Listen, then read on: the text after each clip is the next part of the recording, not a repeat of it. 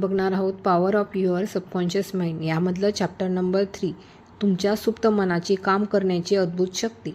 जेव्हाही आपलं जागृत मन आणि सुप्त मन एकत्र समतोलपणे आणि शांतपणे काम करते तेथे कोणतीच निगेटिव्हिटी राहत नाही. सुप्त मन शरीराच्या सर्व कामांवर ताबा कसं ठेवतं?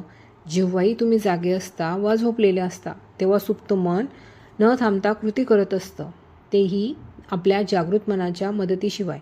उदाहरणार्थ झोपेत आपले श्वास घेणे सुरू असतं. शरीरातील सर्व कामं सुरळीत होतील. सुप्त मनाशी अधिकारवाणीने आणि विश्वासाने बोला. ते तुमच्या हुकमाप्रमाणे वागेल.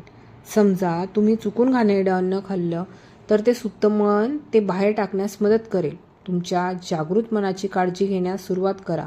तुमचे सुप्त मन हे तुमच्या सवयीच्या विचारपद्धतीप्रमाणे नेहमी व्यक्त होते.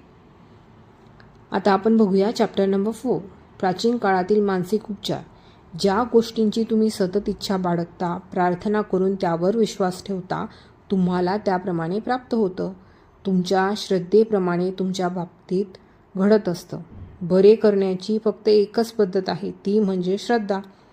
बरं करण्याची एकच शक्ती आहे आणि ती म्हणजे तुमचं सुप्त मन. सर्व रोग मनात जन्म घेतात. त्या संबंधात मानसिक नमुना असल्याशिवाय शरीरावर काही दिसत नाही.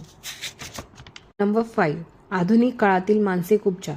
तुमच्या मनातील उपचार तत्व हे तुमच्या मनाला सर्व रोगांपासून शरीराला बरे करू शकते आणि करेल जर तुम्ही वा दुसऱ्या माणसाने योग्य प्रकारे त्याला सूचना दिल्या तर.